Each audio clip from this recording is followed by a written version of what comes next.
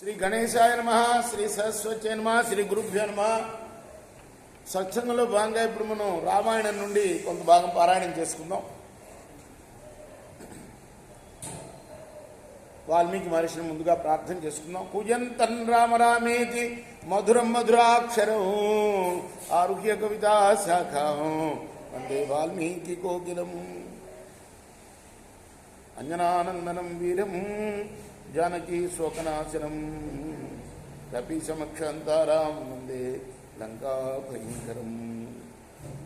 సదా నింబవృక్షస్య మూలాధివాసాత్ సుధాశ్రావణం తిక్తమప్యప్రియంతం తరుం కల్పవృక్షాదికం సాధయంతం నమామీశ్వరం సద్గురుం సాయినాథం. समर्थ सद्गुरु साईनाथ महाराज की जय, दासगण महाराज की जय, भरद्वाज महाराज की जय, हेमाद पंत महाराज की जय.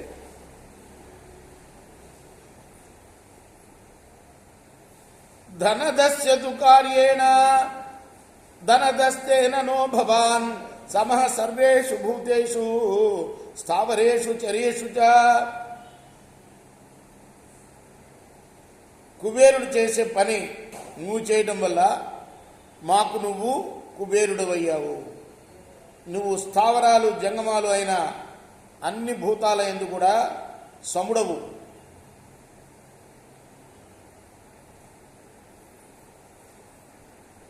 ఎక్కడున్నాం మనం కథలో గుర్తుందా?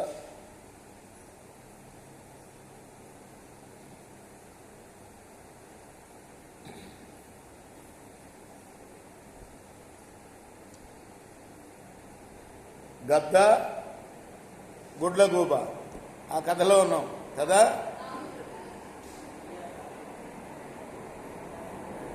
శత్రో మిత్రే చ తే దృష్టి సందామ్యాది రాఘవ ధర్మేణ శాసనం నిత్యం వ్యవహారే విధిక్రమాత్.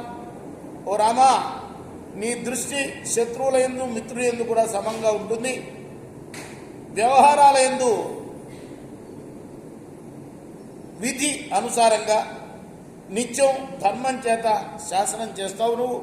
యస్య రుష్యసి వైరామ తస్య మృత్యుర్విధావతి గీయసే తేన వైరామ యమైచ్చభి విక్రమ.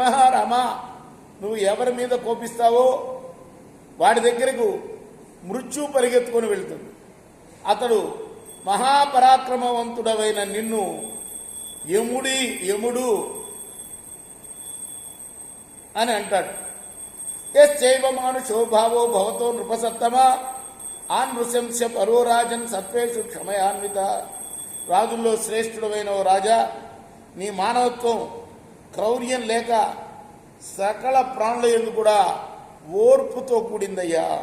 దుర్బల స్వతనాథస్య రాజా భౌతి వైబలం అచక్షుషోత్తమం చక్షురగతే సగతిర్భవాన్. నాదుడు లేని దుర్బలుడికి రాజే బలం. అటువంటి నువ్వు కళ్ళు లేని వాళ్ళకి కళ్ళు, గతి లేని వాడికి గతివి. ఇప్పుడు కూడా పాలకులు ఏం చేస్తున్నారు? కళ్ళు లేని వాళ్ళు, కాళ్ళు లేని వాళ్ళు, వాళ్ళందరికీ వికలాంగులకి పెన్షన్లు అవి ఇస్తున్నారు కదా. అట్లానే రామరాజ్యంలో కూడా అలా ఉండేదన్నమాట. అస్మాకమపి రాధస్వం శ్రూయత మమ ధార్మిక మమాలయం ప్రవిష్టస్తు గృధ్రో మాం బాధతే నృప త్వమ్హి దేవ మనుష్యేషు శాస్తా వై నరపుంగవ. నువ్వు మాకు కూడా రక్షకుడు అయ్యా. ఓ ధార్మికుడా, నా మాట విను. ఈ గద్ద ఇంటిలో ప్రవేశించి బాధిస్తున్నది. దేవా, నువ్వే కదా శిక్షకుడు, శిక్ష వేయి ఈ గద్దకి అన్నది. ఎవరు? గుడ్లగూబ. ఏతత్ శ్రుత్వా తు వైరామ సచ్చివానాహ్వయత్ స్వయం దృష్టిర్జయంతో విజయ సిద్ధార్థో రాష్ట్రవర్ధన అశోకో ధర్మపాలస్య సుమంత్రస్య మహాబలః ఏతే రామస్య సచివా రాజ్ఞో దశరథస్య చ నీతియుక్తా మహాత్మానః సర్వశాస్త్ర విశారదా శ్రీమంతశ్చ కులీనాశ్చ నయే మంత్రే చ కోవిదా. రాముడప్పుడు స్వయంగా మంత్రులను పిలిచాడు. వాళ్ళ పేర్లు కూడా చెప్పారు ఇక్కడ. దృష్టి, జయంతుడు, విజయుడు, సిద్ధార్థుడు, రాష్ట్రవర్ధనుడు, అశోకుడు, ధర్మపాలుడు, అలానే సుమంతుడు వీరు అంతకుముందు ఆయన తండ్రికి కూడా మంత్రులుగా ఉన్నారు. ఎవరికి? దశరథ మహారాజు. వీళ్ళందరూ కూడా మంచి నీతిమంతులు, సకల శాస్త్ర విశారదులు, సత్కులంలో పుట్టినవాళ్ళు, నీతి ఎందు ఆలోచన ఎందు పండితులు. వీళ్ళు తానాహూయచ ధర్మాత్మా పుష్పకాదవతీర్యచ గృద్రోలూక వివాదం తం పృచ్చతి స్మం రఘుత్తమ.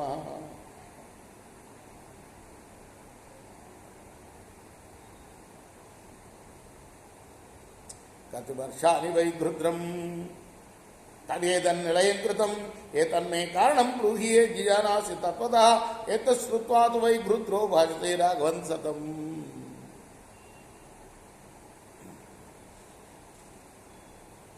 తర్వాత ఆ మంత్రుల ముందే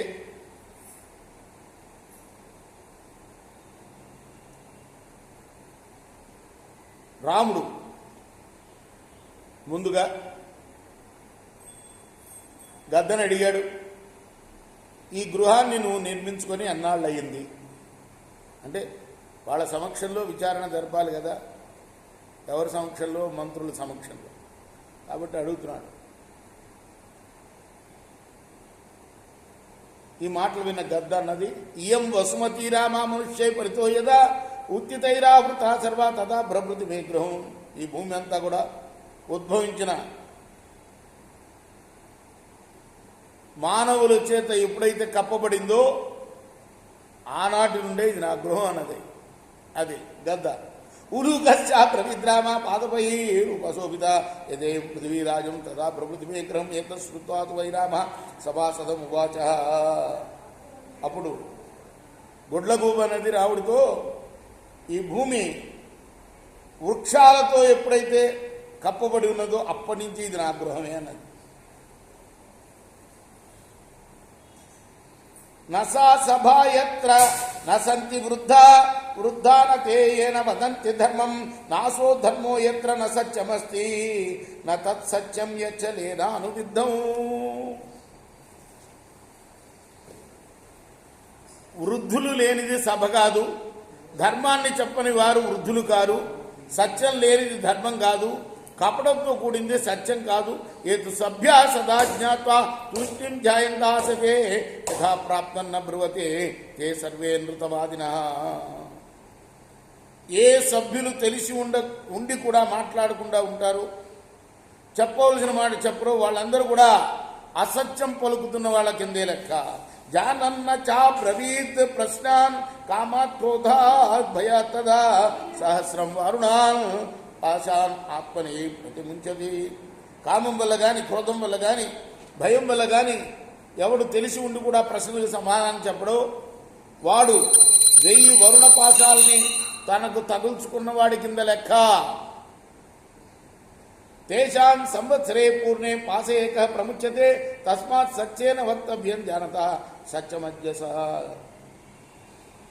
ఆ 1000 పాశాల్లో ఒక పాశం 1 సంవత్సరం గడిచిన తర్వాత విడుస్తుంది.